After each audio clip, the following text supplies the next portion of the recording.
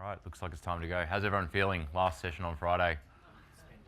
Spent? A little bit brain fried? Okay, well, that's good. I'm just going to be telling a story today, so hopefully it's a nice ease out for you guys. I'm going to tell you a story about how my team, not just any old team, but the team I was on, built our first microservice. So first of all, just who am I? That's me minus beard. My name's Pelletier. I've been a dev for about 10 years down in Melbourne, working on teams. I've sort of been playing the tech lead role on teams for about 5 years or so. And at the moment I work for a team called, a company called PageUp that make a HR product suite. And my team specifically makes a performance management product within that suite of software. So those yearly reviews that you have with your managers that everyone loves, and you get reduced to a number every year for everyone to look at. That's the product we make. A few other things about me, just a bit of background. I run a user group, the dotnet user group down in Melbourne, and I'm involved in the DDD conference down there, if you know of it. I used to do a bit of training for what was then called Service Bus, that's now the particular software stuff. So I've been building distributed message-based systems for a while, sort of since before they were called microservices. So yeah. What I'm going to talk about today is, like I said, it's literally just a story. So what my team set out to achieve and why we decided to go about building our first microservice, how we plan to go about doing that and the decisions we made before we started, what we actually built, at a really high level anyway, or some key parts of what we built, and then how things turned out at the end of the day. Who I'm expecting you guys to be. So this is where I need a little bit of audience participation to check a few things. I am expecting you guys to sort of have at least a passing familiarity with what a microservice is and some of the domain-driven design concepts that are often associated with it, like aggregate roots and bounded contexts. Who's roughly familiar with all those? Okay, well, we do cover that a little bit as well, so hopefully we don't lose you along the way. If I do, I'm more than happy for you to stop me. But I'm expecting most people probably haven't built one. Who's built a microservice? Okay, perfect. Sounds like I've got it about right. Okay, cool. So what I hope's in this story for you is mainly a little bit of inspiration, a little bit of reassurance that this is a journey you can embark upon, and what it might look like if you do, given the knowledge that we've just established, because most of my team also only had a passing familiarity with some of that stuff. I knew a little bit more, but a lot of them had never done a lot of this stuff before. Some learnings from the specific mistakes we made. Everyone's going to make specific, their own set of mistakes, and it's very hard to learn from other people's, but I'll tell you mine, and you can take out of them what you can. As well as some examples of how we used some concepts out of domain-driven design in order to make sure that we manage the complexity in our software as it split and as it grew. Because of the nature of the talk I'm giving, it's a very high-level overview of a long journey. It's about 6 months worth of time that elapses in this, so I'm not really going to dig down into any details unless you guys put your hand up and ask me to, at which point I'm happy to. So time permitting, I'm definitely willing to take questions along the way, so please do shout out. I enjoy those sorts of interactions anyway. So let's start with what we wanted to achieve. So why we went about building this microservice and making some of the decisions we did. And first, let me introduce you to the PageUp dev team. This isn't actually them, but it's about the right size. So, so when I did a Google image search for 40 people, this is what came up. So this is the PageUp dev team. There's 40 of them. And these are the Wahoos. The Wahoos is the name of my team. It's named after a fish. I've got no idea. All our teams are named after fishes. That's not actually them either, but again, it is the right size. That guy's beard's not big enough to be me. And this is the size of the teams that we compete against. So not the PageUp team, but the Wahoos themselves, those 5 people we saw on the last slide. We compete against people that make performance management products with teams this size. Some of our biggest competitors are people like Oracle and SAP and those kinds of people who make really, really big performance management products. And the way a performance management product's often sold into an enterprise is basically you get compared on a feature matrix, right? So big list of features. Who checks the most boxes wins. So when that happens and when you're compared on how many features you've got versus them, it becomes really important to be able to get new features out quickly when they're uncovered that someone else has got to check in a box that you don't check yet. So time to market's becoming more and more important to us as our market's getting more and more competitive. So this being a developer conference, the part of the time to market I'm going to focus on is this. You guys, has everyone used Jira at some point in time? Awesome. Well, even if you haven't, it's a pretty simple concept. Stuff's not done. Then at some point you start doing it, and then at some point it's done. So just moving cards from left to right. And today, for the purposes of the talk that I'm doing and a lot of the goals I'm going to be talking about, time to market's just going to mean that. So that's cool. We've sort of defined what time to market is and we need to improve it. And it's a little bit hard to see on this, but this is actually a screenshot out of Jira. And it's something that comes out of the box with Jira. And it'll do it by itself. If you just focus on moving the cards left to right, Jira will make this graph for you. What this graph is, it's called a control chart. And what it tells you the cycle time of your work at any period of time. So what it means is, on the 9th of October, it was about 1.5 days from someone to take something from not started to done. And you can do all sorts of things like there's little checkboxes here to decide the cycle time between two columns, so you can see how long things are taking to move between columns and how long they're moving overall.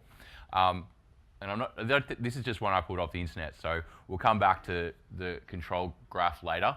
But what I was able to do because of this feature of Jira is build this. And this is called a value stream map. Value stream maps are a tool that sort of came out of Lean and Toyota and I think that kind of area. But it basically is a graphical representation of how long it takes for us to do work and the different stages it's moving through and how we add value along the way. So you can see if I include everything from the moment that we select an idea as something that we want to do, and sort of elaborate it into a bunch of cards or stories in Jira so we can start tracking the time on it. Then we do a little bit of work on it, we test it, and we deploy it. And you can see here, most of that time's actually, it's sitting there waiting for people to pick it up. So that's not really useful. We need to address that in other ways. That's not got to do with how quickly we can build software. So I'm going to focus on basically, if I blow up just this section here, we get something that looks like this. So now we're just looking at a representation of the time it takes when a developer, every day sitting at their desk, picks up a card and gets it done. And I'll explain a little bit about what's going on here. I'll get to the absolute numbers as well at the end of the talk, but for now it's just interesting to see the relative sizes of things. So it took a fair chunk of time for the developer to actually write the code. So think about what they want to do, write their unit tests, all the stuff that goes along with that. And then they have to wait for a little while because we've got a code review there and someone else has to look at the code and someone else has to be ready to look at it and all that sort of stuff. Then we've got another big period of waiting, and then we actually test it, and then another big period of waiting before it's in the user's hands. So the reason for all this is got to do a lot with our current architecture. So the current architecture is it's a 15-year-old code base. It's a monolith. It's got a lot of different technologies in there. It was definitely written well before unit testing was a thing. So we need to ensure quality. And to do that, we have a test environment that we release to, and developers can manually test their code there in a production-like environment. Now, it's quite a big deployment as well. It's sort of a whole server farm full of Windows servers that take a while to stand up. And at the time of this, it's gotten a bit faster then, but the time that we embarked on this journey, it took about 4 hours for us to deploy a new server farm into production. And when something's taking that long to do, it sort of gets painful to try and do it on demand. So what we ended up doing is we get a release train going and we deploy once a day on a nightly build to our QA environment for the developers to test in. So that's what's going on here. Once the code review is done, we wait for a day, for the next day for it to be built, and we test it. And then once it passes that, it takes another day to get out to production. So that's what's going on there, and that's sort of what's some of the forces that are creating this value stream map. which sucks, right? Waiting is one of the most wasteful activities you can do. There's no value being added. You know, the only time that we're actually adding a lot of value here is during this period. All this stuff's waste. So we really want to get rid of that. So we want to move from this to this. And we can do that really easily just with going to continuous deployment, right? So being able to deploy stuff straight away, verify it, and then get it into our customers' hands. This is one of the main reasons we chose to build a microservice, because we can't fix a lot of the monolith stuff, but if we build something separate, we can at least avoid all this wait time. We can get to this continuous cycle of getting value out to our users. So that's a really big part. But there are other reasons as well. Sometimes I know that writing code feels a little bit like this. You remember there were these guys before. They were a really small, lean team, right? We can do things, we can move fast. But the thing is that every time we write code, these guys kind of get in our way, right? Because we're in a shared code base, we have shared components that they might change and affect us, and we might change stuff that affects them. And worst of all, we might have to actually talk to them, because talking to people takes forever. And the more people you have to talk to, the lines of communication grow exponentially as well. So it's a really time-consuming thing, the more people you have to work with as well. You can kind of think of this as a good analogy we use when we're inducting people at PageUp, talking about sort of teams of mountain climbers, right? You sort of got all these guys climbing up the mountain, some going fast, some going slow, until you realize, actually, this guy up there, he's not moving any faster, because they're all tied together. They can only ever move as fast as the slowest guy. So we want to cut that dependency that we've got between the teams. They're not going to fall off the mountain necessarily, but then we can all climb at different speeds. We can all go as fast as each team's able to. And of course, by that logic, you know, the wahoos will be the people up at the top by the time we're done, right? So cutting dependencies, decoupling, these are terms you hear about, people talk about a lot when they talk about microservices. I'm going to just introduce a different term for it today, and I think it's important. I hope I can convey why. Decoupling, if you completely decouple something, it actually becomes useless, right? At the end of the day, things need to be coupled together to either receive information from other places to make decisions on, or to give information back to other people to make decisions on. If you can't receive or send information out of a service, it's useless. It actually can't do anything. So what I'm going to talk about today is autonomous, and I'll go into, hopefully along the way of that, I'll explain to you why autonomy is an important property, and when you think about it that way, you'll make some different decisions than when you're just trying to reduce coupling as much as you can. I guess it's sort of time to talk about exactly what we were building. This is our product. This is sort of the crux of the interaction between a manager and employee and a performance review in our system. You can kind of see, basically there's a goal there, and it would have some description of what the goal is, and then these two people basically come end of the year, or along the way, they're supposed to actually update with progress. The manager would write here and the employee writes there, and they do that along the way, and then at the end of the year, or whatever the period of time they're using is, they give each other a rating, and then that's used to calculate your overall score. And what we heard from our users was that people weren't using this all year. People were forgetting about it all year, then at the end writing a big long essay trying to justify why they deserve 4 stars when they really hadn't done anything towards the goal. So we were trying to actually affect our users' behavior through the UI design, and basically just took a page right out of social media and turned what was 2 big essay documents. And I don't know, you can't see it as well here. This is a little bit washed out, this projector, but each of these is an individual comment in a feed. So what we're going for is a back and forth conversation between the manager and the employee. So when we look at how that was implemented in our system, it sort of was going to look like this, right? So we'd have, oh, sorry, I'm not talking about that yet. What I'm talking about now is once we've got these two systems, is how they want to talk to each other. So one way we could do it, like I said, a manager and an employee are commenting on this goal, and you don't want other people to be able to comment on it, basically. So that's one of the conditions we have. If you're commenting on this thing, I need to know that you're either the manager or the employee on the review.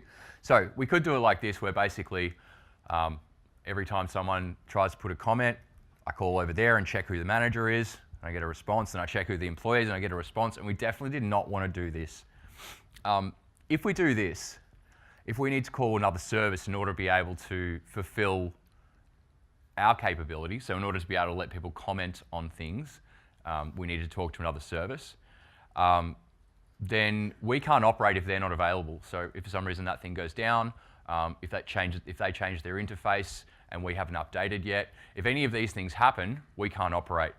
And that's when the distinction between autonomy and coupling comes in. So I want to be able to operate no matter what the state of this. And that's why we definitely didn't choose synchronous stuff. And I'll talk about what we did in a second. Before, I just want to talk about another reason we chose not to do this sort of synchronous coupling. It's bad if you've got synchronous coupling between two things. But if I have to talk to this service to get information in order to do what I need to do, and it needs to talk to that, and it needs to talk to that, then the latency is going to build up across all this. I'm going to become really slow. I'm also going to have, with each extra service in the chain, a higher and higher chance that something's going to be wrong, whether that be that service is down or that service has changed its contract or something like that. It really sort of starts to compound as you have these synchronous calls rippling all out through your system. So though it's bad to have it between two services, but the reason you don't have it between two services is because if you have it between two, then you'll have it between more than two when these things start to expand. So what we do instead basically is we're going to use a pub submodel over a bus where all of the services that do things in the world will publish information onto this bus, and we'll sit here sucking the information off the end. And we'll get it as soon as it's available, and then we'll have it when we need it, is the concept, instead of asking for it at the time we need it. So if we've got our existing monolith over here, and we've got the new microservice over there, and a bus between the two, that's great, but it's going to take us a really long time to build that bus. We've got to stand up a bus and understand all the properties of hosting and running a bus and all that sort of stuff. So we're actually not going to do that. We're lucky that when we were just building two things, we don't actually need to do real publish subscribe between stuff, so we're just going to run two queues. And these things can put messages on each other's queues for each other to process. So that's great. We've sort of we've decided that we want to build this thing in order to deploy continuously. We want to make sure we don't couple synchronously to anything. It's going to be something that will allow us to operate autonomously and move faster. But just working in a greenfield thing, that's going to give us a bonus too, right? Just new things are easier. And it allows us to do a whole lot of stuff we can't do already. When things are small, and when things are new, they're necessarily faster. We haven't had time to accrue tech debt yet. If it's small enough that one person can just fit it inside their head and immediately reason about the whole thing, then they're going to be able to make decisions about what to do quicker. There are some downsides. So our existing monolith has got a lot of plumbing, right? It's got a lot of infrastructure support there with it. There's things like, auth, there's multi-tenancy in there, there's really reliable logging. There's a whole host of stuff in there that we're going to be giving up. But we made the decision that we thought by giving it up, even though we'd have to rebuild some of that stuff, we'd still get a gain. And because we wanted to just use all the new cool things. And it might sound like this is just what developers always want to do, but we've got a really, in our monolith code, we're tied to a really old version of an ORM that has some real implications on the kind of code we can write and how productive we can be, and it's really going to be expensive for us to change because it's used in so many places. So sometimes just even being able to use new libraries is really helpful. But specifically, we were going to choose these three: Docker, AWS's Elastic Container Service, and then .NET Core on top of that. And I'll explain why. Like I said, a big part of this change was us moving to continuous deployment. And when you move to continuous deployment, a few new things become true. Basically, because you're deploying so often, you need to be sure that each change will work in an automated and quick way. So one of the things you'll need to be able to do is ensure it works in a production environment, which is why we chose Docker. We chose Docker because Docker allows you to develop and run locally what is very close to your production environment by running inside a container. Is everyone familiar with Docker? Yeah, cool. All right, awesome. So that's why we chose Docker, first of all. as well as the fact that as you deploy more, you want your deployments to be faster and faster. If deployments take 4 hours and you're deploying 10 times a day, you're going to actually be growing the queue of code that needs to get out, and it'll take forever to actually get out to production, and you'll eat up thousands and thousands of server farms that are constantly swapping out. So deployments also have to be quick. And we chose Docker because, and this is well before Windows containers were available, but a container on a Linux container on a Linux host spins up like that, whereas standing up a Windows VM can take forever sometimes. So we chose that because it will allow us to deploy more quickly as well. And then once we've chosen Docker and Linux, .NET Core sort of, we're a .NET team, so .NET Core is just sort of where we go from there. So that's why we chose those sort of 3 main pieces of tech. At the same time, we deliberately made some choices not to choose some things. So we are going to do DDE. We're going to use events between our services, publishing to each other's queue. We're going to use CQRS inside our service, and we're going to use all these things to manage our complexity. Deliberately decided not to use event sourcing. I thought the team has never done a lot of this stuff before. Let's just leave it with that for them to learn for now, and we'll worry about event sourcing later. I thought we could get away with not using it. I didn't think it was necessary. We also decided to use Jquery on the front end. It's not a huge front end, it's not a really big deal. So Jquery, adding Webpack to it to allow a little bit of composability, and we sort of stuck with that. So a balance of new technology for specific reasons, as well as some pragmatic choices in order to try and get things out. So I'm going to dig into a little bit now of what we actually built and how we laid it out. I'm only going to do diagrams. I'm not going to show any code, because I knew it was the last session on Friday. But there are a few givens when we sort of started architecting this solution. One is that we're in AWS, so we're working with AWS services. As a development team in general, we believe DDD is a good way of managing complexity in our software, so we're going to sort of get that for free. HTTP is sort of the level at which we're willing to couple things together at.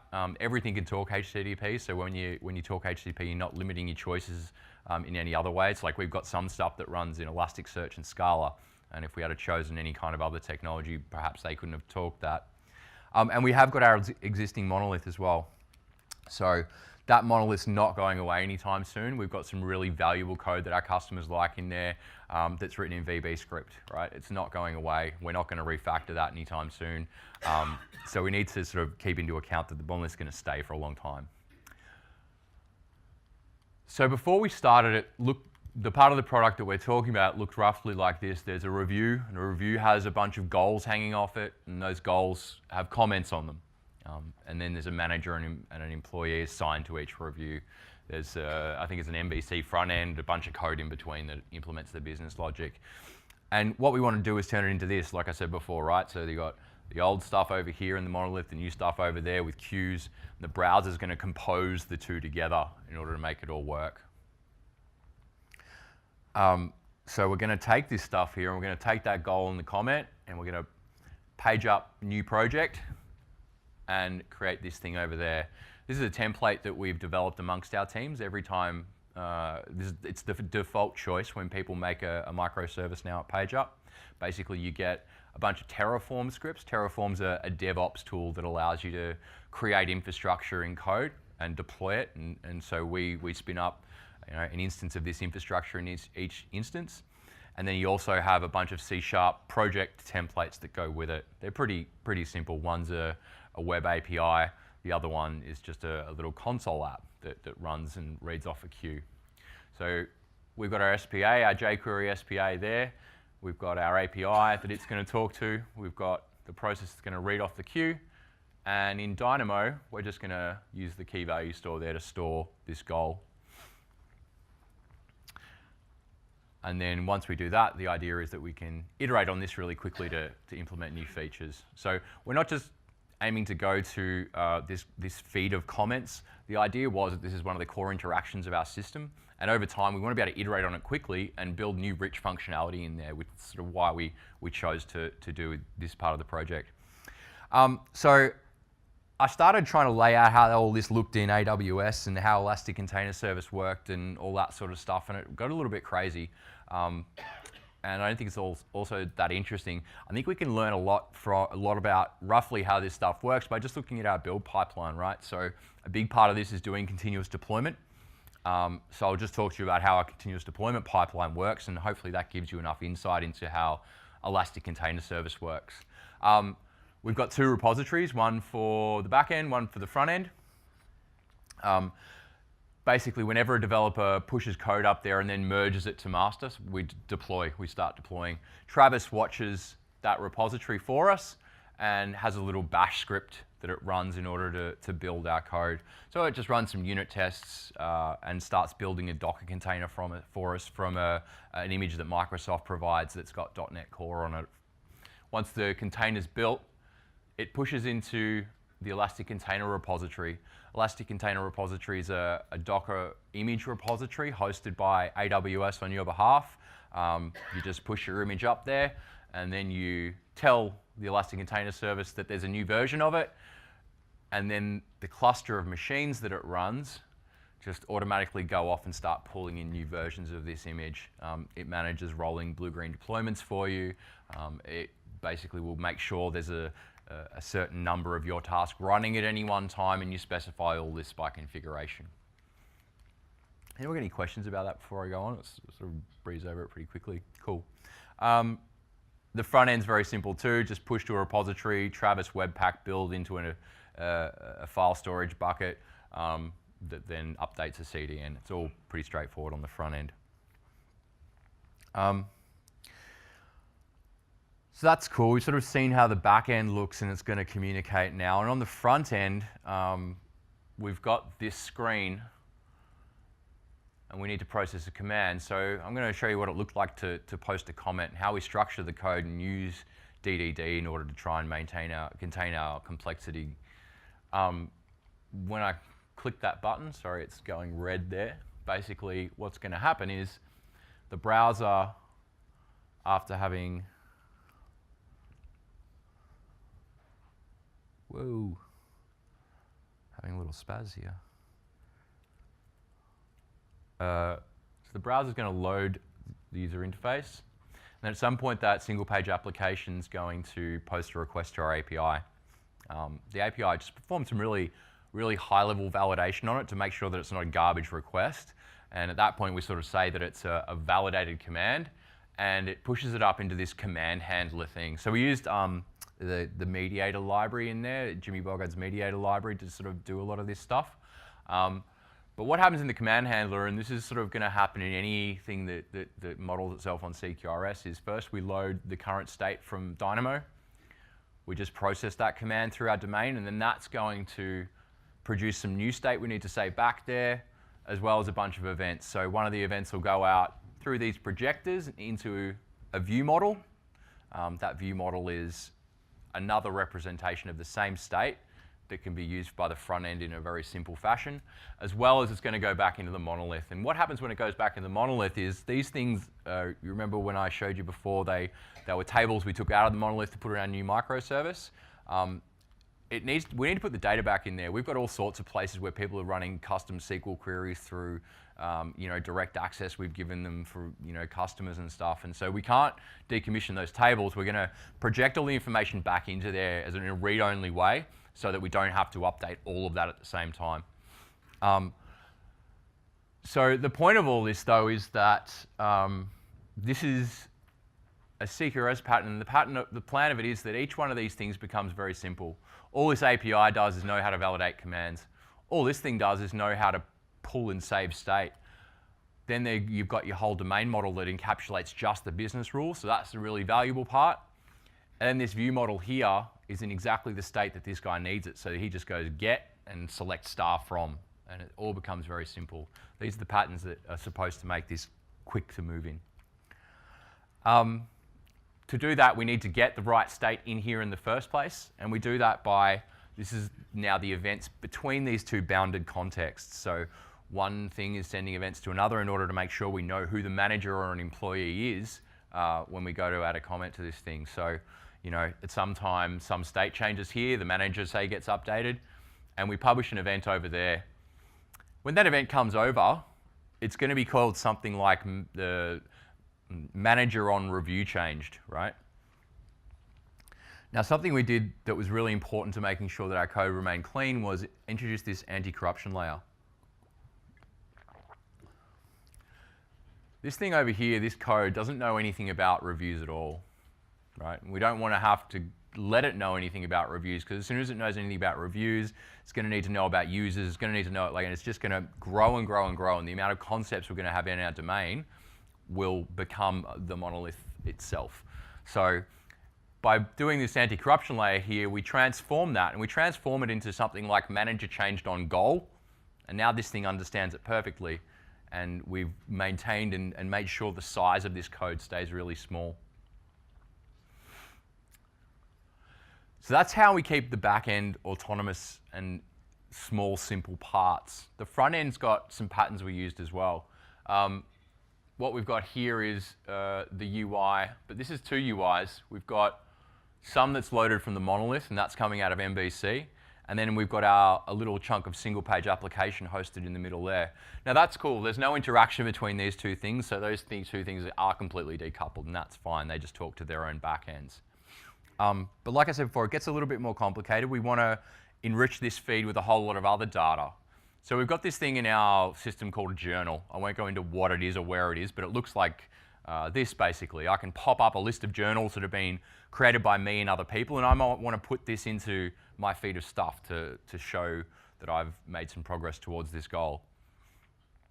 And the complicated thing from here is that that's in another microservice as well. So we've got the purple stuff coming from the monolith, we've got the red stuff coming from the microservice we're building, and we've got the yellow stuff, and that's coming from an existing microservice. So we want to be able to do this in a way that all these things are actually deployed, updated, and operate completely independently and autonomously. And the way that we do that is something along the lines of this. So when the monolith first loads up, it loads first, and it loads itself into the browser. There's a little bit of JavaScript that's sitting in there, and when that loads, it loads our single-page application. This other thing's going to load as well, but it's going to be hidden in the background for now. And we load our state from our server, so these things are paired, and those guys are paired as well. And once we've loaded our state, someone's going to click the button to pop up the other UI. And we're going to fire a DOM event, right? We've got events in the back end. Let's use events on the front end as well. And that event's going to say, hey, someone clicked this button, and when they clicked it on a goal of this ID. And then this thing's going to, the list of journals is going to show up, and it's going to know what state to load because it's been passed a little bit of initialization state through that event. And then someone's going to select which one they want to link. And that sends a command back to its microservice. And when that happens, we publish events out to all the other services that might be interested in it. That means that when we go to load our feed of stuff back up, the thing will be linked in there, except not really. Now we've introduced a little bit of a race condition, right? Because all this stuff's happening asynchronously. Those two things might happen in any order. So the way we get around that without having to tie all this back up together is, again, with just another event. So we just fire a DOM event back into the window, and then other thing's going to listen for it and make a little cheeky update to its UI so it can give everything a little bit of time to catch up.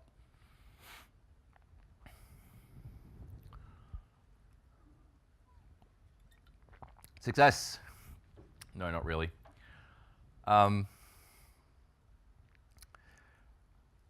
So at this point, we've managed to get something deployed and into production, and that's great. It's, that's an achievement in itself, and doing all this new stuff is fantastic. But that's not what we're really trying to do. So let's talk about how things really turned out and what winning really looked like for us in this situation. So remember at the start of the talk, I was saying that really what we're trying to do here is move faster. We've got to keep up with our competitors here. So let's check Jira, right? Remember the control graph. That's what it actually ended up looking like. This is the whole year, the whole of last year. And we started the project, I think, somewhere around here, and then finished it somewhere around there. So it's a little bit hard to see because of the scale of this graph. But this is what happened. So the average cycle time, the average time it took us to get something done before we started was about 4 days. And then we started the work and we started doing all these new things and using all these new things and standing up Terraform, Elastic Container Services and Docker and .NET Core and all that sort of stuff. And our time went up dramatically. It went up to about 8 days, so about doubled. At this point in time, it's taking us twice as long to get stuff done. There was a bit of a support spike in there as well. We have every time of year when people are trying to close off their performance reviews at the end of financial year, we get a lot more support cases come through. So it's a little bit inflated by that.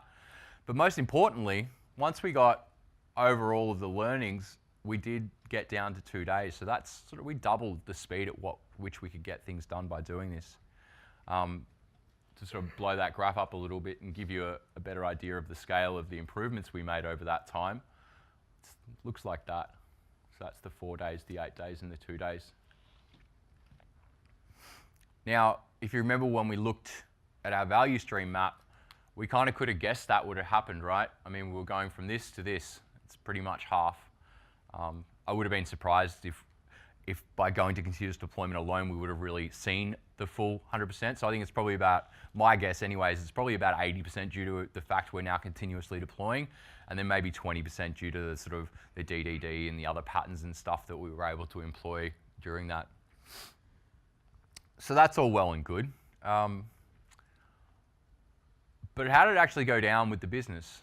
And I would lie if I said to you that during that time when things were going up, that everything was going smoothly. There was definitely some friction with the business as we did this. Things like, this is taking longer than I expected were not directly said to me, but I heard secondhand through other people and that sort of stuff as well. And we clearly lost a bit of trust, and there was a bit of a communication breakdown there.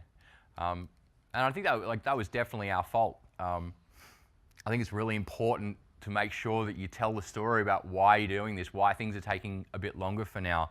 I've just shown you all these really pretty graphs, but I only made them once I knew I was going to come and talk to you guys about it. It would have been really good if I had made those graphs to talk to the business about it. Now, I couldn't have shown them the Jira stuff before it happened, but those value stream maps would have been a really useful tool to explain why we needed to make the change that we did. And now that I have made these graphs and I have shown them to some people in the business, they're really happy with the changes we've made and they understand why a lot more now. So I think the biggest learning and the biggest takeaway that I got out of all this was to make sure you tell that story and make sure you've got people along the way if you don't want to have those trust issues come up.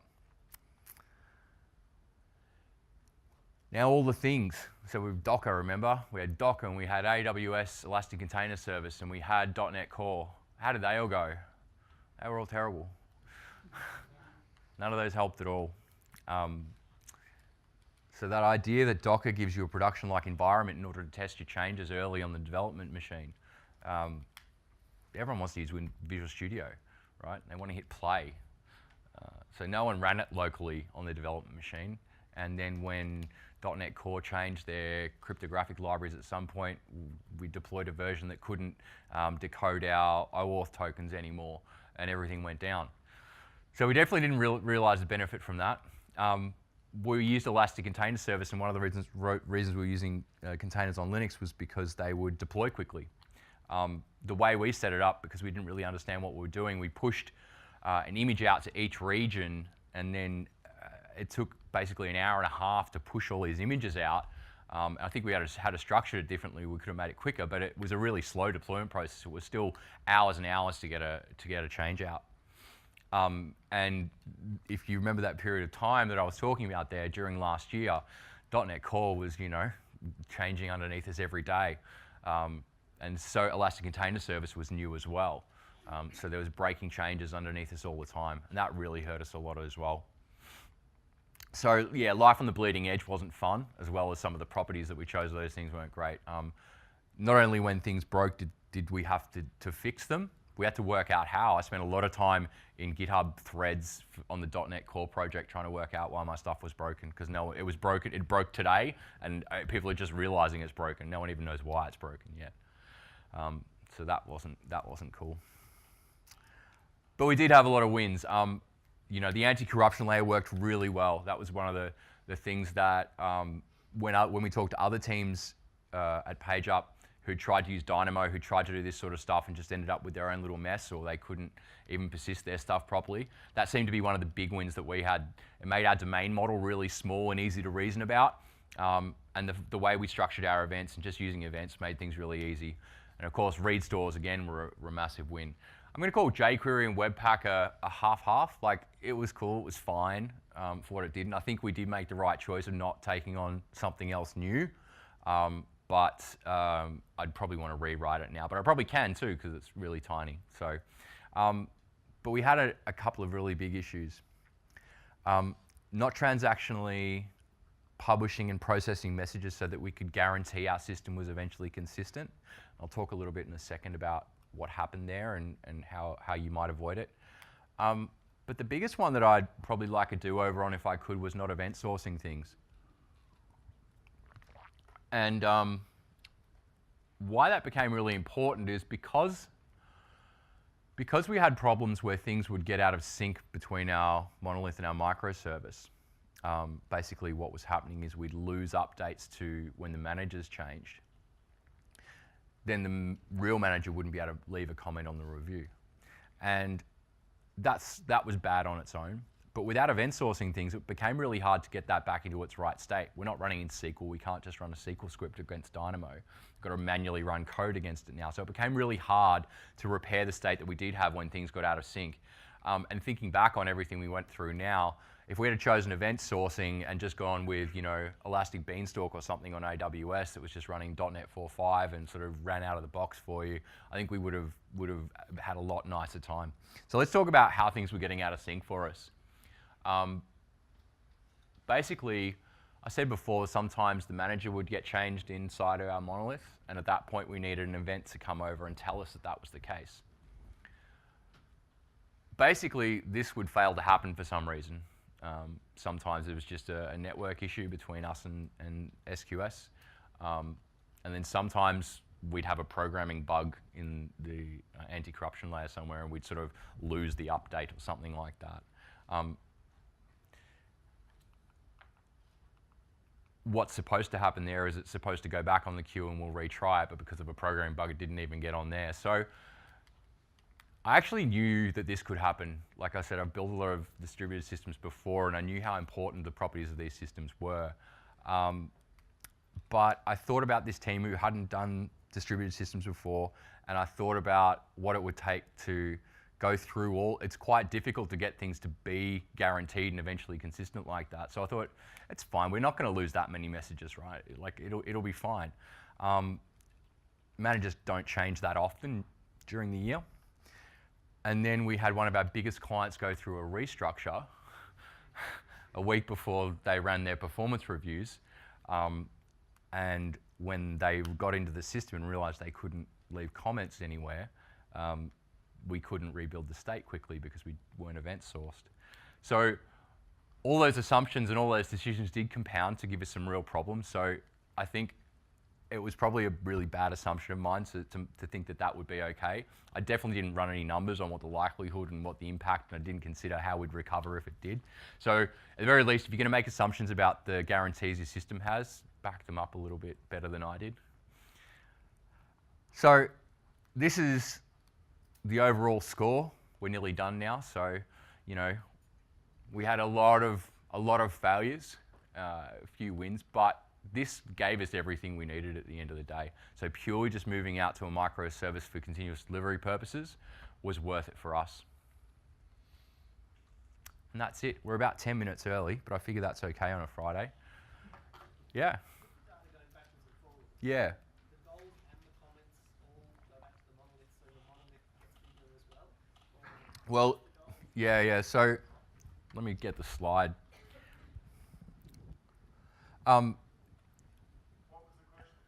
Yeah, I'll repeat the question, sorry, when I've got the picture to sort of help explain it. So the question was,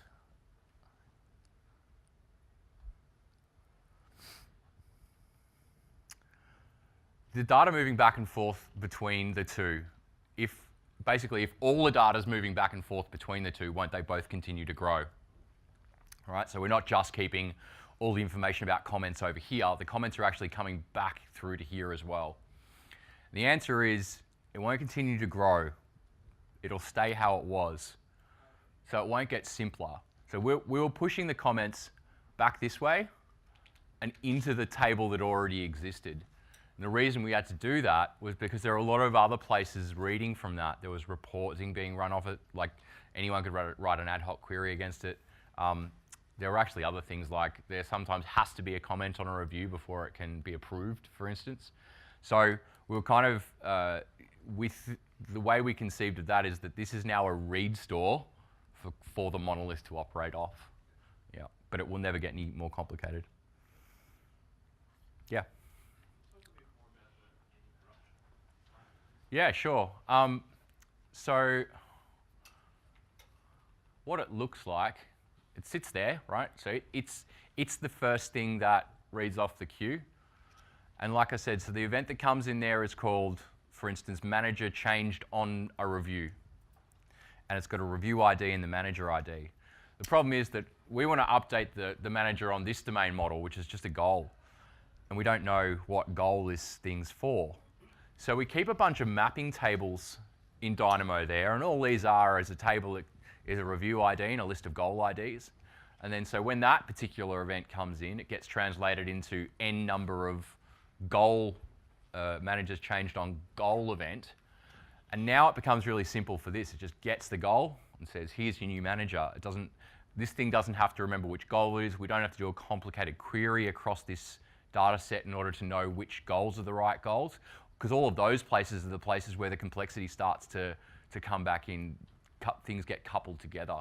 Does that make sense? A bit? Okay.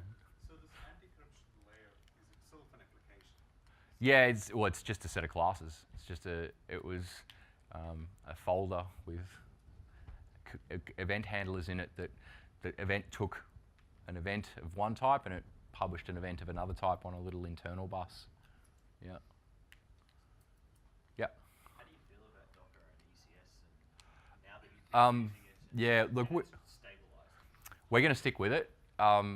We know what we're doing with it now, and I think we've probably learned all the lessons we need to in order to use it well. So we'll use it differently next time. Also, we're all using it. All the teams are using Docker, so it's something we've kind of standardized on. I think we just went there too early. Too early, like in the global sense of it wasn't ready, and too early for us in the sense that we weren't ready to go there. Yeah. Yeah. Did you explore the streams feature of Dynamo at all when you were looking at the sort of event streaming event source? No, we didn't. I wasn't that interested in it because, so streaming's a feature of Dynamo that basically publishes events every time you save. The event it publishes in the same format as this, right? So it'll basically publish my domain model every time. And that's not what I want to expose to the rest of the world, because that's basically giving everyone wholesale access to my object model. It's going to allow everyone to couple to it. I wanted to explicitly publish an event with the right semantics and the right level of information in it. Yeah? I had a similar question for Docker, which is .NET Core. How are you finding working with .NET Core now that it's progressed to 1 now 2? I'm hoping 2's better. We still haven't properly upgraded this to the latest version of 1 before 2 came out. It sort of got to a point where we were done and we went, okay, we'll just put it down now and step away for a little while. Look, there were no showstoppers in there. There were just a lot of surprises going through that. We had a little bit of trouble with their certificate support for a little while. I don't know if that's something everyone had trouble with, but we had we had to do something a different way because of that. But otherwise, we would just have to roll back to the previous version and spend time working out what to do next. So it wasn't that it was necessarily unreliable. It would do strange things in production. It was just we didn't know when it would break, and then we didn't know how to fix it. It was time consuming. Yeah. How do you put together the UI for using microservices? How do we put together? Yeah. What? iframe or something like that? How do you put that together? So yeah, right. So for instance, right. So this thing is it's a div. It's just a div. So there's a piece of code that sits in the monolith, right? There's a script tag. When that script tag runs on page load, it looks for There's a div in this monolith code as well with a special tag on it. And it's also got data attributes about the ID of it. So this goal has a specific ID. So there's a div somewhere that's like class goal and data dot goal ID and then the ID of the goal. And so the JavaScript grabs this div and then knows how to load and talk to its backend to get the state to populate it. Yeah. How are you doing auth with that to make sure that... Yeah. We're putting the auth token through the data ID as well. So that's something basically we've got a less than ideal identity server implementation that's been upgraded since. So we've got a new solution for that now. I'm not quite sure what it is, to be honest, though. We'll be changing that one shortly. Yeah. You mentioned that you guys didn't use Docker locally, preferred to just use it playback. Yeah. Like, you didn't use things like Docker Compose to bring up all this. Yeah, we had Docker Compose. I think that the main reason that people didn't do it locally is because they wanted the Visual Studio editing experience. So you sort of you'd have to edit the code and then build a new image to get it to run. So there are ways you can do it where you map folders inside the container and all that sort of stuff, but it was sort of a little bit beyond us to go that far to get that live code editing experience inside the containers on our local system. And so that was the friction that stopped us using Docker properly, I think. How are you finding your DOM events for pushing data back and forth? Yeah, they're cool. Yeah. Are you like doing it like messaging where you've got an event, like a contract that both services can understand? Yeah, right. So the question was, sorry, for everyone else, how are we finding the DOM events and the contract between them? Is it stable enough? Yeah. Yeah, well, I mean, it's just like the contract and our events. It is a little bit different because the events, the way I like to model my events is that if you make them named after the business concept, they'll be stable because the business is stable. And if they're not, if the business changes, then you can incur the cost of changing them. Yeah, we've not had much change between the two yet, but again, like they are a lot granular. They're sort of like button was clicked. So, you know, if that button goes away, then you need to change the other one as well. Oh, so your listening one will just, Yeah. but just it has to know about the other. Yeah, exactly. So there is still a shared contract between the two, but yeah. Yeah. So you talked about issues with .NET Core. Does that imply that you're sort of using the latest all the time, or how did Yeah. you choose whether So the question was, how did you choose which version of .NET Core to use, and were you using the latest all the time? We weren't using the latest all the time, but for instance, so we started on like Preview 1 or something like that. It was one of the betas that we started on back when DNVM was still a thing and that sort of stuff. And so at that early stage, it made sense to be upgrading because they were adding new features.